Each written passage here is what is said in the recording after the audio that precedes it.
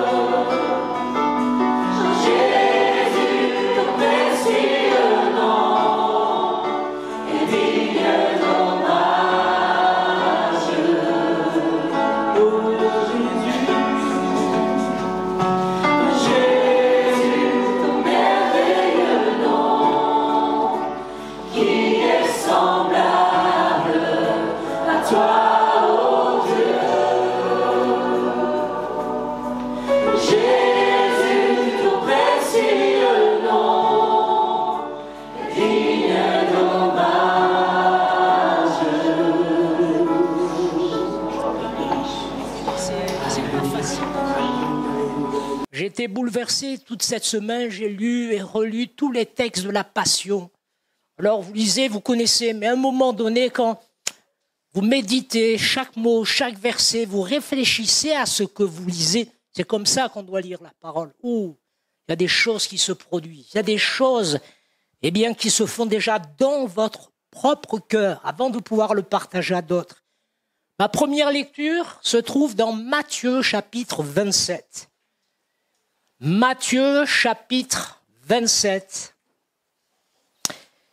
Et on va lire au verset 50.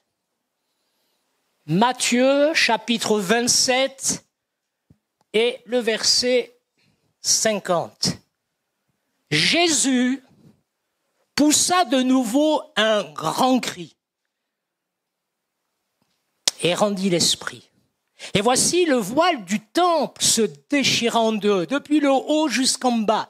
La terre trembla, les rochers se fendirent, les sépulcres s'ouvrirent, et plusieurs corps des saints, c'est-à-dire des croyants, qui étaient morts, ressuscitèrent. Étant sortis des sépulcres, après la résurrection de Jésus, ils entrèrent dans la ville sainte, c'est-à-dire Jérusalem, et apparurent à un grand nombre de personnes. Le centenier et ceux qui étaient avec lui pour garder Jésus, ayant vu le tremblement de terre et ce qui venait d'arriver, furent saisis d'une grande frayeur et dirent assurément, cet homme était fils de Dieu. Nous lisons également dans Jean chapitre 19. On va lire un seul verset dans Jean qui sera le pivot de notre méditation ce matin, et puis nous reviendrons dans ce texte de Matthieu. Nous avons lu, semble-t-il, des choses étranges, et nous verrons qu'après quelque chose de particulier que Jésus a dit, des choses ont été déchirées et se sont ouvertes par la puissance du Seigneur Jésus. Alors le texte pivot, et c'est le mot qui reviendra tout au long de notre réflexion, est laisser l'Esprit de Dieu prendre ces mots, les utiliser dans votre cœur, dans votre vie, dans votre famille, dans votre foyer, dans les circonstances aussi difficiles et douloureuses que vous traversez. Laissez le mot de Jésus vous toucher. C'est sa parole. Ce n'est pas ma parole qui est importante. Ce n'est pas notre parole, oh que non. C'est la parole de Dieu. C'est la parole de Jésus. Seule cette parole a le pouvoir de vous changer, de vous transformer et de vous amener à faire une expérience glorieuse, merveilleuse, admirable avec le Seigneur Jésus. Alors Jean 19. Oh, quelle parole! Jean 19 et le verset 30. Il y avait un vase de vinaigre. Les soldats en remplirent une éponge et l'ayant fixé à une branche d'hysope, ils l'approchèrent de sa bouche. Quand Jésus eut pris le vinaigre, il dit « Tout est accompli » et baissant la tête, il rendit l'esprit. Voilà ces mots, ce cri de Jésus que j'aimerais ce matin laisser sur votre cœur. Tout est accompli. Tout est accompli. Alors que Jésus est suspendu entre ciel et terre le vendredi saint, il a fait 7 déclarations. Communément, nous les appelons, et nous avons entendu des messages et des études, et bien sûr, les 7 paroles de Jésus. Mais notez que Jean, l'apôtre Jean, enregistre cette déclaration que nous voyons ce matin, tout est accompli. Et seul l'évangéliste Jean rapporte cette affirmation, cette déclaration. Je le disais, 3 mots dans notre langue, un seul dans l'original, tétélestai. Et c'est important de noter que ce mot, à cette racine, c'est un verbe en réalité téléo. Jésus, le verbe incarné, termine sa vie terrestre par un verbe. la vie, un verbe. Et c'est ainsi que téléos, c'est victoire, c'est terminé, c'est achevé, c'est fini, mais définitivement fini. Tout est accompli. Et cette déclaration, eh bien, est un véritable cri. Parce que lorsque je relis bien avec attention Matthieu, Marc, eh bien, et Luc, il nous est dit, eh bien, ce détail qui est ô combien important, Jésus d'une voix forte.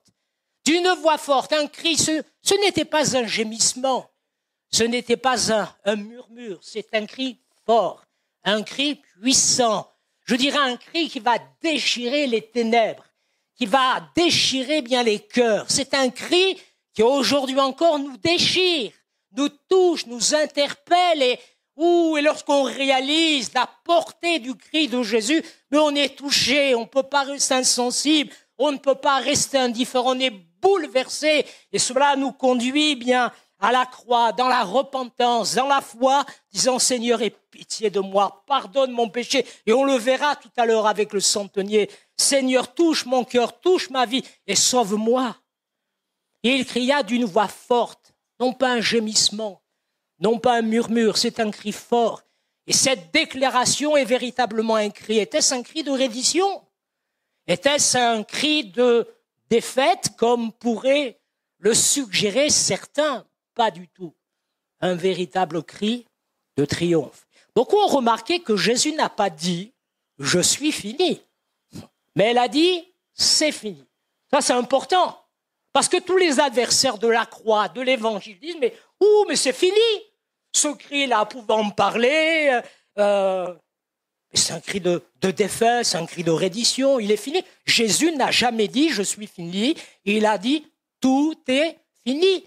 Et nous savons que même si Jésus en est fait mort, il a rendu l'esprit ce jour-là, aux alentours de 15 heures, ce vendredi saint, son corps a été déposé dans le tombeau et nous insistons sur le fait que la mort de Jésus a été constatée. On va y revenir tout à l'heure, combien c'est important. Sa mort a été constatée, il a été déposé dans le tombeau. Mais le dimanche matin, la pierre a été roulée, le tombeau était vide. Jésus est ressuscité. Gloire à Dieu. Et on ne peut pas parler du tout accompli de la croix, on ne peut pas parler de la passion, des souffrances de Jésus sans parler de la résurrection. La résurrection scelle définitivement la crucifixion, c'est l'approbation de Dieu. Dieu a agréé le sacrifice de Jésus comme pleinement suffisant pour sauver quiconque croit en lui. Le dimanche matin, parlera dans quelque temps de Marie Magdala. On parlera de ces femmes, des disciples, venant au tombeau et constatant, malgré leur premier doute, constatant que Jésus était réellement ressuscité. Des soldats effrayés ont eu peur, eux ils ont vu des anges rouler la pierre. Ils étaient effrayés, on peut le comprendre, un cœur qui ne connaît pas Jésus, qui refuse de croire, est effrayé devant le surnaturel de Dieu. Mais les femmes, elles cherchaient Jésus. Un ange, entre autres, je pense à cette phrase, dira, mais pourquoi cherchez-vous parmi les morts celui qui est vivant? Et nous insistons ce matin, il est vivant. Celui que nous aimons, que nous servons, le nom que nous prêchons, que nous annonçons avec tellement de fierté, de grâce, il est vivant. Et il est vivant pour toujours. Donc Jésus n'a pas dit « je suis fini », comme auraient pu peut-être le dire d'autres condamnés. « Je suis fini, c'est foutu, pardonnez-moi l'expression ». Non, Jésus dit « c'est fini ». Mais quelque chose, et suivez bien la pensée ce matin, quelque chose était définitivement fini à ce moment-là. Alors, quel était le sens de ce cri? Et qu'est-ce qui a été définitivement terminé, achevé? Pourquoi Jésus a-t-il dit « maintenant c'est fini » ? Certains ont suggéré, écoutez bien ceci, certains ont suggéré que le mot « tétélestai » aurait pu être utilisé de manière différente, et on peut les croire. Quoique il y a des voix discordantes. Mais certains ont supposé que cela aurait pu être utilisé de manière financière. Et ça peut nous aider ce matin. Lorsque quelqu'un a fini de rembourser une dette qu'il avait, quelqu'un qui avait remboursé totalement sa dette, on pouvait écrire ou déclarer que la dette était payée, tétélestai. Et ça se pratiquait comme ça dans le monde grec. D'autres ont suggéré que cette expression aurait pu être utilisée dans un contexte judiciaire. Dans un contexte judiciaire, puisque la peine avait été exécutée, peine de prison, avait été exécutée, qu'une amende avait été entièrement payée, et donc une autorité judiciaire, une autorité légale, aurait pu déclarer, tétélestai, c'est fini.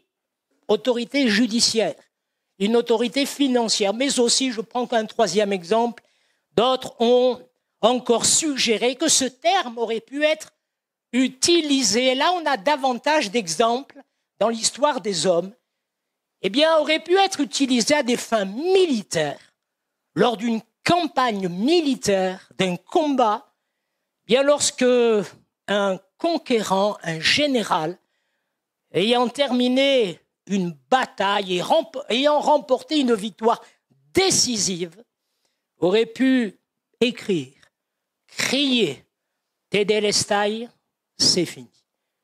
Et dans un sens, Jésus a utilisé cette expression de ces trois manières. Je dis bien dans un sens. La dette du péché a effectivement été payée. La sentence est bien d'un Dieu parfaitement saint, parfaitement juste, a été absolument et définitivement accomplie. Et la bataille, cette guerre contre le mal, le péché, Satan et toute la puissance des ténèbres était finie. C'est fini. C'est terminé. Toutes ces choses sont vraies. Mais qu'est-ce que Jésus voulait vraiment dire quand il a poussé ce cri? Au-delà de ces quelques exemples que je vous ai donnés, que l'on suggérait à l'époque dans le monde gréco-romain, nous savons que la vie de Jésus, je le répète, était terminée, en tout cas la vie terrestre, et qu'il était réellement mort, il a rendu l'esprit. Vous savez, des bizarreries, parfois, ont été prononcées par des cyniques, incrédules et désespérés, selon laquelle, il y en a plusieurs, mais selon laquelle, Jésus ne serait pas réellement mort. C'est pour ça que je vous dis, c'est important d'insister sur le fait que la mort de Jésus a été constatée, qu'il est réellement ressuscité. Il y a cette théorie qui perdure aujourd'hui encore dans certains milieux, la théorie de l'évanouissement. Vous avez déjà entendu parler de cette bizarrerie? Oh là là. Alors, il y avait la théorie du remplacement, au dernier moment, c'est pas Jésus, enfin, des choses. Mais la théorie de l'évanouissement, elle existe encore. C'est-à-dire que les gens vous racontent, ils n'ont pas d'argument, parce que, pardonnez-moi de dire ça, on les démonte en quelques secondes, bibliquement, c'est vite fait. Mais ils disent, non, il n'est pas mort, malgré tout ce qu'il a subi, parce que, faut savoir, il a été flagellé, il a été torturé, on a enfoncé une couronne d'épines dans sa tête. Enfin, déjà, la flagellation, beaucoup de suppliciés mouraient. On n'avait pas le temps de les conduire jusqu'à la croix, ils étaient déjà morts. Jésus a subi tout ça, plus l'horreur de la croix. Et certains disent, non, il s'est évanoui. Il a manqué de force, et on l'a déposé comme ça dans le tombeau. La théorie de l'évanouissement, il a fait un malaise. Mais cette théorie échoue à de nombreux points. D'abord, c'est mal connaître les Romains. Et c'est mal connaître ce qu'ils pratiquaient. Les Romains étaient experts en exécution. Et on ne survit pas aux exécutions romaines. Et même, j'en vais plus loin, puisque à un moment donné, il faut vite décrocher les corps de la croix, la Pâque arrive, il y a le Shabbat, les religieux disent à Pilate, écoute, notre religion ne nous permet pas de voir des corps, on croit parce que il y avait aussi ce texte dans l'Ancien Testament, maudit est quiconque pendu au bois, il y avait toute une malédiction, et il faut les descendre de la croix, et faut les tuer, il faut les achever. Les Romains, ils savent faire. Et quand ils arrivent vers les brigands, ils n'étaient pas encore morts, les brigands, il leur restait peu de temps, on leur casse les jambes. On comprend, casser les jambes, ça les empêchait de faire une petite montée en poussant sur les jambes pour essayer de trouver un peu d'air. Ce qui est mourir par asphyxie, la douleur, souffrance, mais l'asphyxie. Et eux-mêmes, les soldats, ont été étonnés de voir que Jésus était déjà mort. Et plus encore, Jean rapporte ceci, c'est qu'un soldat a pris sa lance et qu'il a transpercé le côté de Jésus. Et Jean dit, il était là, Jean a vu du sang, de l'eau couler de son côté. Donc ça signifie tout simplement, et n'importe qui, même avec une année de médecine, même sans une année de médecine, moi je n'ai pas fait médecine, mais je lis et j'apprends que l'eau, le sang, c'est l'accumulation de ce qu'il y a autour du cœur et que lorsque le soldat a percé le côté de Jésus, en réalité, il a percé le cœur et les poumons. Il a percé le sac, qui est autour du cœur. Il était réellement mort. Même Pilate a été surpris lorsqu'on lui a dit, mais il était déjà mort. Mais on a vérifié, une fois, et on a vérifié, il est mort. Donc, voyez-vous, cette théorie de l'évanouissement, bizarrerie. Mais ça existe. Vous aurez peut-être affaire un jour à quelqu'un. Moi, j'ai eu affaire, mais il y a longtemps, à ce genre de personnes. Vous dites, mais regarde ce que... Ah oui, d'accord. Là, ils sont un petit peu embarrassés. Mais tout cela, c'est pour rejeter la croix. Tout ça pour rejeter l'évangile. Comme aujourd'hui, vous avez vu les problèmes. On enlève une croix au sommet d'une montagne. Un hélicoptère, ça coûte 5 000 €. Là, des boulonnes, on l'enlève. En Corse, ils peuvent s'accrocher. Je vous dis, moi, j'ai vécu en Corse. Essayez d'enlever une croix. En Corse, je peux vous dire, il faut vous lever de bonne heure.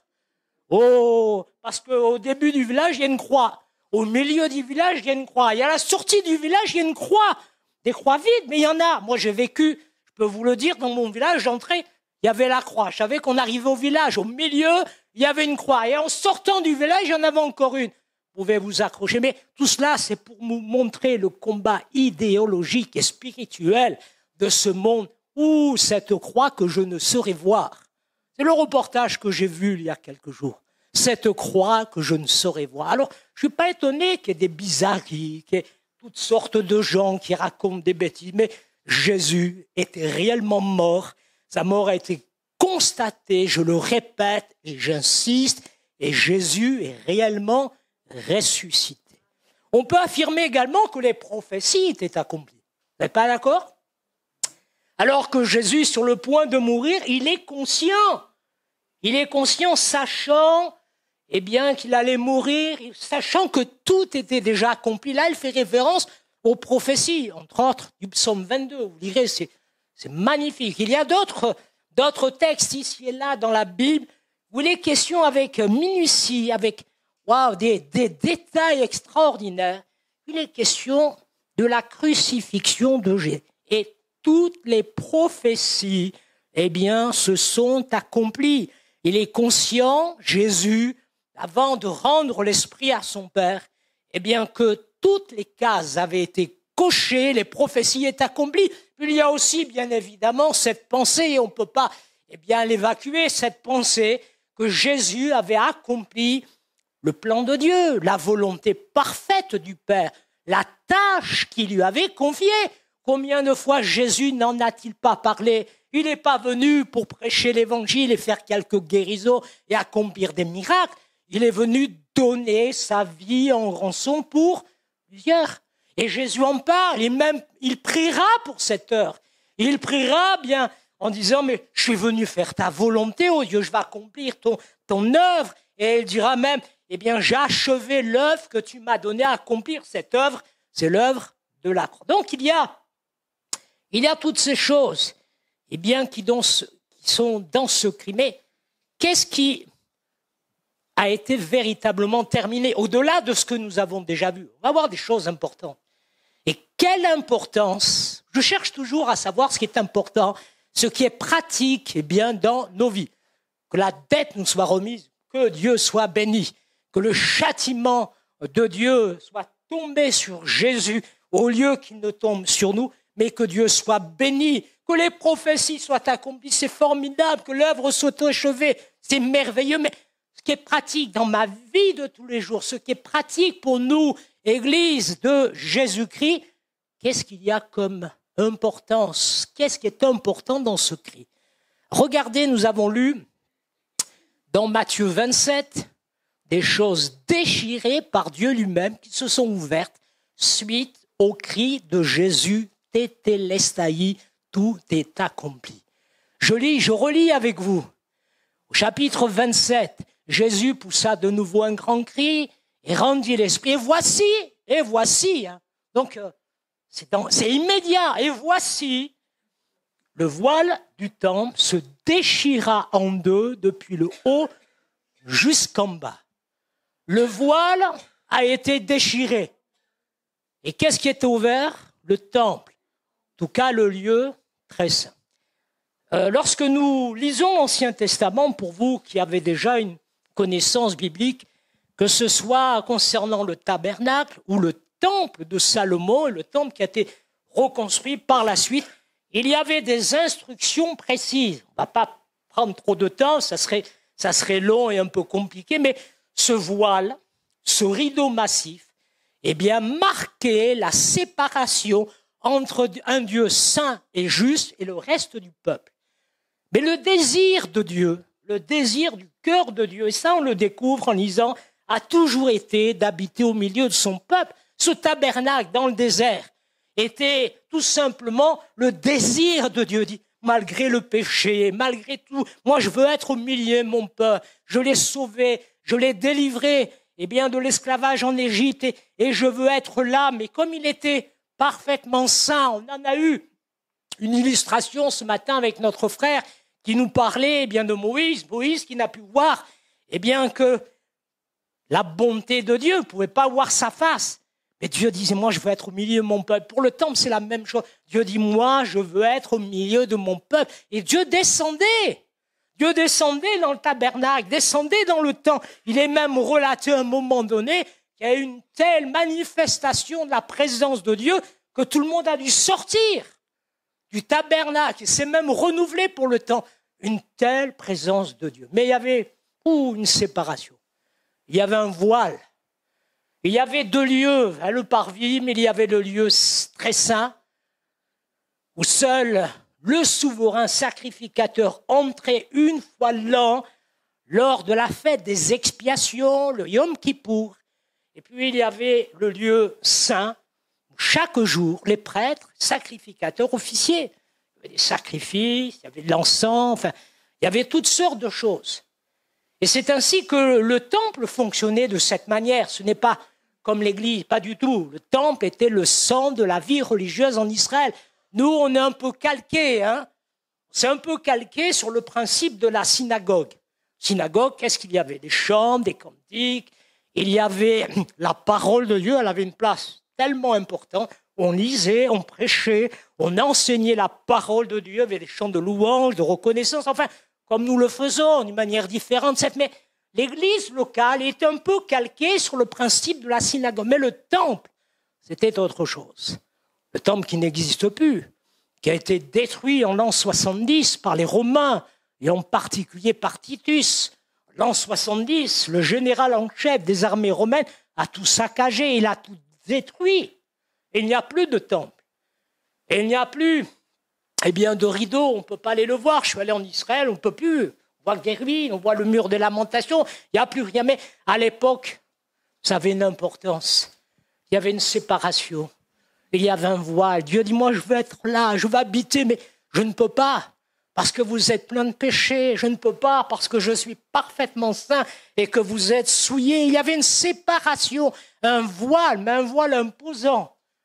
On ne connaît pas véritablement les dimensions. Moi, j'ai lu 18 mètres de haut, 9 mètres, c'est Joseph, historien, 9 mètres de large et environ 7 à 14 centimètres d'épaisseur. Donc vous imaginez, c'était massif, c'était imposant. Et nous est dit qu'au moment du cri de Jésus, le voile s'est déchiré. Et ce qui n'était pas permis à l'homme de voir, de regarder, de contempler, ce qui n'était permis qu'au souverain sacrificateur lors de la fête des expiations, d'entrer encore, j'imagine qu'il entrait avec une crainte, une frayeur, elle se préparait, et je vous dis, se préparait sérieusement. Hein. Elle devait jeûner, prier, oh Dieu, pitié. Il devait dire à sa femme, ses enfants, confessez vos péchés, parce que si votre papa entre dans le tombe qui n'est pas correctement pur, lavé, nettoyé, je vais mourir. Et c'est ce qui se produisait. Et elle entrait avec crainte et tremblement, en offrant devant lui, il avait comme ça. Il avait le sang de l'agneau, et l'entrait, et le déposait sur le propitiatoire, qui rend Dieu propice. Et la colère de Dieu était apaisée, et le péché était momentanément pardonné, ce n'était pas définitif. Mais là, Jésus dit, son cri, le voile est déchiré. Et c'est ainsi qu'on pouvait, tout le monde pouvait voir. Tout le monde pouvait voir le lieu très saint. Tout le monde pouvait voir ce qui s'y passait. C'est pour ça que c'est déchiré par Dieu, de haut en bas. Vous imaginez 18 mètres, c'est pas à cause du tremblement de terre. Non, non, c'est du haut en bas et une telle précision, c'est la main de Dieu. Dieu disant maintenant, il n'y a plus de séparation. Maintenant, à cause du sang de mon fils Jésus, eh bien, sacrificateur lui-même, sacrifice, il y a une route vivante et nouvelle. Nous pouvons entrer librement dans la présence de Dieu. Voilà la signification, eh bien, de ce voile qui est déchiré. Il y aurait bien d'autres choses à dire, mais relisez l'Épître aux Hébreux, vous verrez, il en est souvent question. L'accès à la présence de Dieu nous est possible. Oh, que c'est bon ça, de savoir que ce matin, je peux entrer librement dans la présence de Dieu.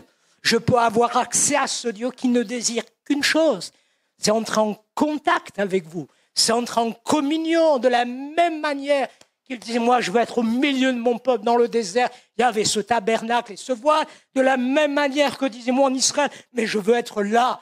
Il y avait ce voile qui empêchait.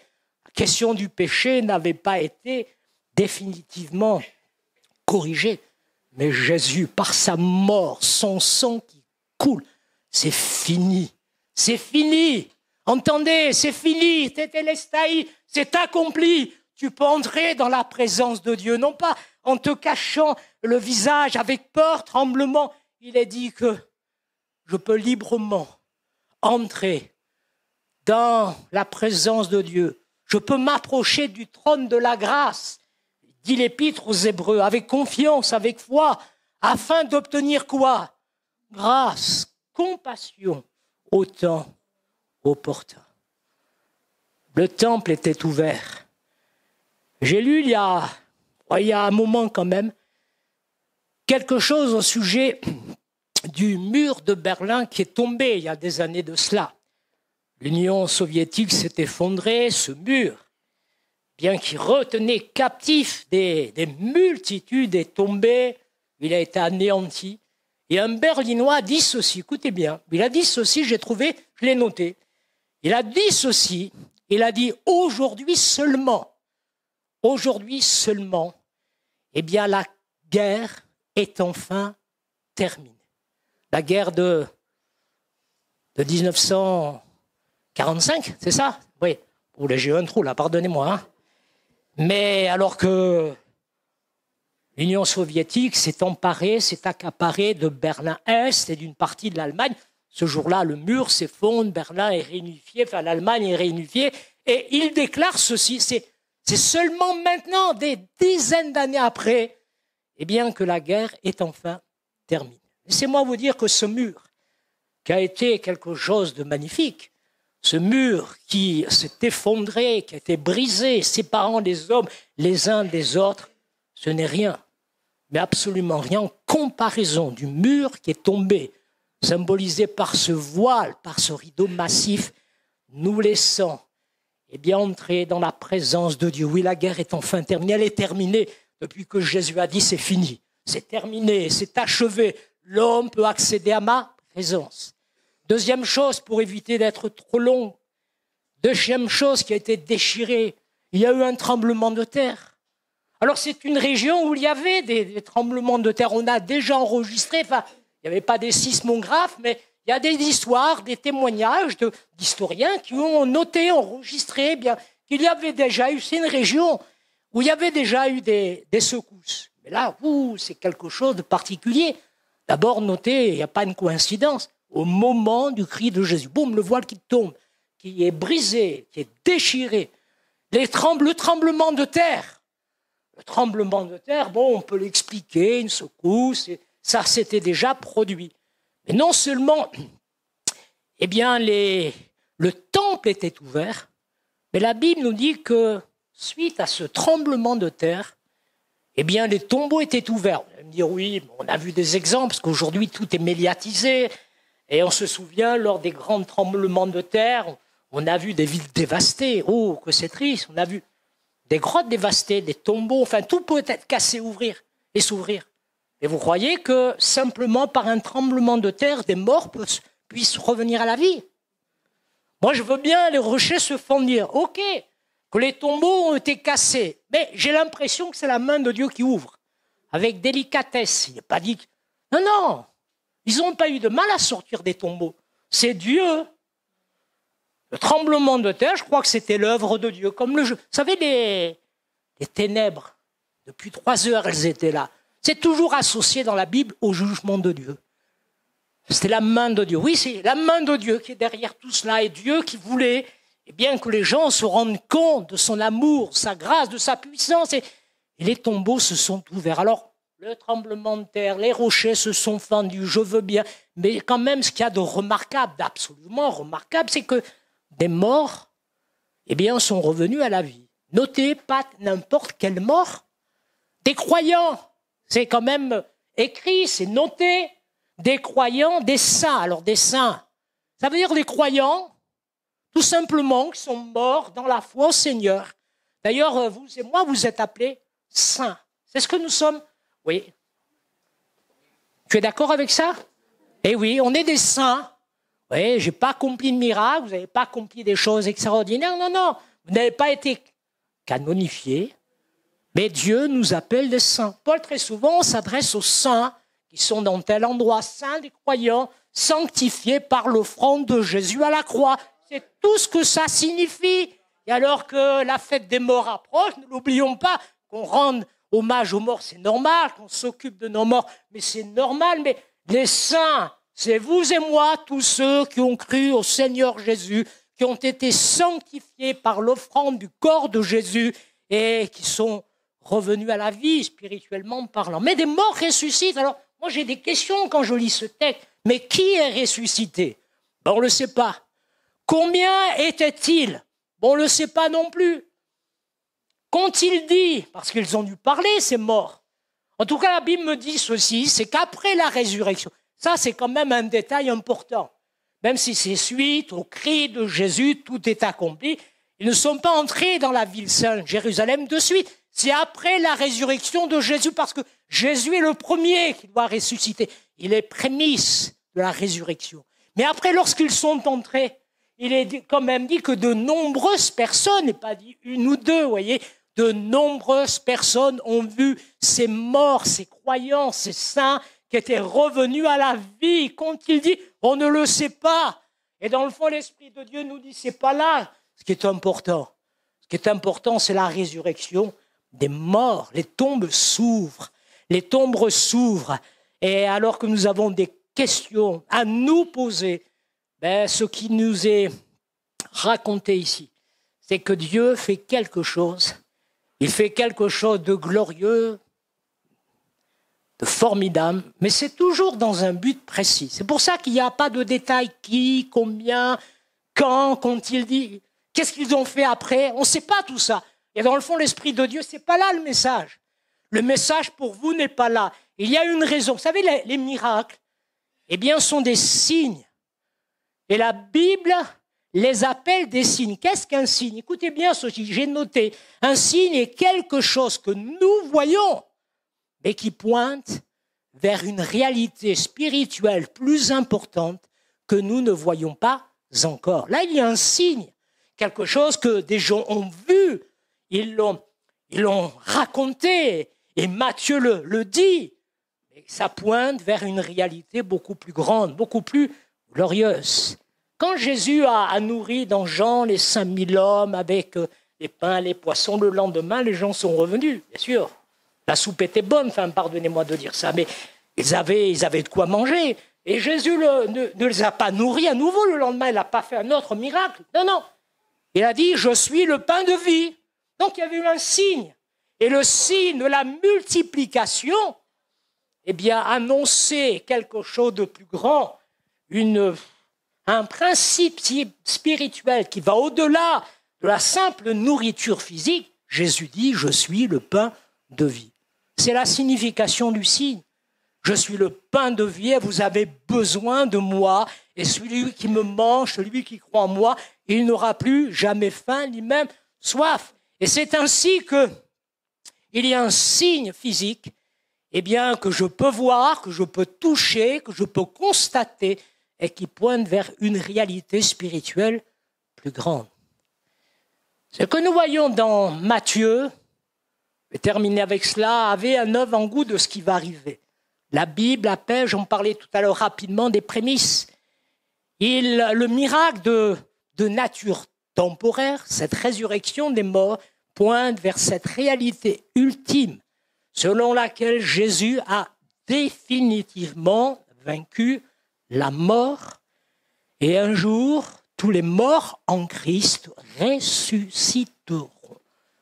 Il y a un texte qui m'a fait du bien. Vous savez, quand vous perdez des êtres chers, parfois il peut vous arriver d'être un peu secoué, c'est normal, qu'il y ait des larmes, qu'il y ait du chagrin, mais la parole de Dieu, elle nous équipe, elle nous forme. Et je relisais entre autres, je l'ai relu tout à l'heure pour bien être sûr que ça se situait dans ce texte, un chapitre important aux Thessaloniciens, alors que les Thessaloniciens vivent des moments difficiles, il y a la persécution, il y a des morts, non seulement morts parce qu'on les met en prison, parce que, eh bien, on les tue, mais il y a des malades, il y a des gens, eh bien, qui tombent peut-être à cause de la peste ou d'autres choses, je ne sais pas véritablement, mais ils ont besoin d'être encouragés, consolés. Et Paul a conscience de cela, et l'Esprit de Dieu le pousse à dire, je ne veux pas, frères, que vous soyez dans l'ignorance au sujet de ceux qui dorment, de ceux qui sont morts dans la foi, comme ces croyants, ces saints qui sont ressuscités le jour de la mort de Jésus. Je ne veux pas que vous soyez dans l'ignorance. Et puis il les enseigne. Mais Jésus est ressuscité, et comme nous croyons que Jésus est ressuscité, nous aussi, nous ressusciterons des morts. C'est un sujet qu'on devrait prêcher davantage, je ne crois pas? La résurrection des morts. Moi, je crois dans la résurrection des morts. Et j'y crois simplement parce que la Bible le dit, parce que Jésus est ressuscité. Et le but de ce signe, eh bien, des tombeaux s'ouvrir, annoncer cette glorieuse vérité que les croyants ressusciteront un jour et nous serons avec Jésus pour toujours. Et Paul, saisi par l'Esprit, leur dit, mais consolez-vous donc les uns les autres par ces paroles. Ah, c'est ce qui nous fait du bien. C'est ce qui vous fait du bien ce matin, tout est accompli. La mort est vaincue. La mort est définitivement vaincue. Alors je sais que nous sentons encore l'aiguillon de la mort. Je sais, tant que nous serons sur cette terre, que notre paysage, et votre paysage à vous, votre entourage, il y a de la mort, il y a encore des malades, des gens qui vieillissent et qui, tôt ou tard, eh bien, vont partir. Mais nous sommes consolés parce que nous savons que quand nous sommes en Christ, quand nous nous endormons dans la foi au Seigneur Jésus, nous avons la résurrection des morts. Nous sommes avec le Seigneur, avec notre âme, mais notre corps ressuscitera et nous serons pour toujours avec lui. Les musiciens vont s'approcher. Regardez le centenier. On a parlé du temple ouvert. Nous avons parlé des tombes qui s'ouvrent. Ouh. Mais le centenier, qu'est-ce qui a été déchiré au fond pour lui, dans son cœur? Qu'est-ce qui a été vaincu? C'est l'incrédulité qui a été déchirée. Le temple, le voile a été déchiré et ainsi nous avons accès à la présence de Dieu. Les tombeaux ont été littéralement déchirés par la main de Dieu. Les morts ressuscitent. La mort est vaincue une fois pour toutes. Mais là, le centenier. J'ai relu dans Marc, dans les autres évangiles, l'histoire de ce centenier. Et c'est important, quelque chose s'est réellement produit dans son cœur. L'incrédulité de son cœur a été déchirée. Son cœur s'est ouvert par la puissance de Dieu. Il est entré dans la réalité du tout accompli de la croix. Comme vous le faites ou vous l'avez fait, vous allez le faire maintenant. Son cœur est touché. En plus, la Bible nous dit, c'est dans Marc, je crois, que le centenier, eh bien, était devant Jésus. Il a dû croiser le regard de Jésus au cours de la crucifixion. Peut-être que ce centenier, les gardes qui étaient là pour garder Jésus, ils avaient du sang sur les mains. Ce n'est pas écrit véritablement. Peut-être avait-il participé en mettant les clous dans ses mains, dans ses pieds, en attachant Jésus. En tout cas, il était là. Et ces hommes avec lui. Et le centenier, voyant ce qui s'était passé, le tremblement de terre, il avait vu Jésus, il a dû croiser son regard à un moment donné. Il a entendu la parole que Jésus a prononcée, « Père, pardonne-leur, car ils ne savent ce qu'ils font. » Il a entendu, il a vécu l'interaction entre Jésus et ce brigand, ce criminel, à qui Jésus lui dira « Aujourd'hui, tu seras avec moi dans le paradis de Dieu. » Et là, l'Esprit de Dieu touche son cœur. La main du Seigneur, eh bien, déchire son incrédulité, de telle manière qu'il va dire « Cet homme était juste. Assurément, il était le Fils de Dieu. » Une anecdote, vous allez comprendre. Alors que l'incrédulité a été déchirée, vous pouvez croire ce matin, l'Esprit de Dieu opère. Eh bien, cette chose extraordinaire. Il y a longtemps de cela, j'ai lu dans un récit missionnaire. C'est en Asie du Sud-Est, quelque part par là, une région en tout cas infestée de serpents, des pitons, enfin des serpents, vous voyez, pas une petite vipère, mais de gros serpents. Et le missionnaire raconte, et s'en est servi ensuite comme illustration et comme témoignage dans son enseignement, sa prédication. Un serpent, mais alors, il ne donne plus la longueur, énorme, est entré dans sa maison, mais il est énorme, il s'est enroulé au travers. Là, il y avait des meubles et ils sont tous partis. Imaginez, vous voyez un serpent, vous ne faites pas le fier, hein. Sortez vite. Et puis on a demandé de l'aide et dans ces villages, il y a toujours un gars, il y a toujours quelqu'un qui sait comment on fait. Vous savez, c'est comme en Afrique, dans la jungle, les petits villages, il y a toujours quelqu'un. Moi, j'avais vu un reportage sur ces guerriers, ces gens, eh bien, qui protègent le village. Si un fauve s'approche, malheur à lui, hein. Malheur à lui. Oh, il y a des guerriers, ils sont doués pour ça. Pour pister et pour tuer le lion. Mais en tout cas, là, c'est un serpent. Et le gars est venu avec ses instruments, il y a eu du bruit. Ah, tout le monde s'est dit, oh purée, mais c'est fait avaler par le serpent. Et puis au bout d'un moment, il est sorti. Mais il y a eu un grand fracas. Il est sorti, imaginez-vous, avec la tête du serpent. Il y avait toujours du bruit. Il a dit, oh là là, vous inquiétez pas. Rassurez-vous. Le serpent est mort, mais son corps ne le sait pas encore. Vous connaissiez cette histoire? Et de suite, ça fait tilt dans le missionnaire. Le diable est vaincu. La tête a été écrasée à la croix. Ah oui, l'antique prophétie du livre de la Genèse. Le serpent est écrasé. C'est fini, c'est fini, c'est fini. Il bouge encore, sachant qu'il a peu de temps. Et voilà ce que je voulais vous dire ce matin. Quelle que soit votre situation, le diable est vaincu. Les démons sont vaincus. Jésus a tout accompli. Vous pouvez recevoir le pardon de vos péchés ce matin. Vous pouvez entrer dans la présence de Dieu.